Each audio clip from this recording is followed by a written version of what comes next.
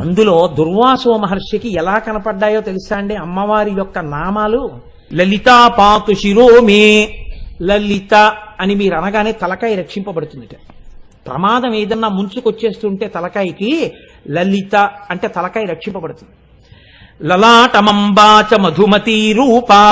నుదురు ఏదైనా ప్రమాదానికి గురి కావలసి ఉంటే మధుమతి అన్న మాటతో అమ్మవారిని అంబా మధుమతి అంటే లలాటము రక్షింపబడుతుంది. భ్రూయుగ్మంచ భవానీ పుష్పశరాపాతు లోచన ద్వంద్వం. కళ్ళు రెండు రక్షింపబడాలంటే కళ్ళకి ప్రమాదం జరగకూడదనుకుంటే ప్రతిరోజు ఏమో ఏ రోజున ఏ ప్రమాదం వస్తుందో ఎవరికి తెలుసు. పుష్పశరా అన్న పేరు ఒక్కసారి పలికితే రెండు కళ్ళు రక్షింపబడతాయి. పాయాన్నాసాం బాలా.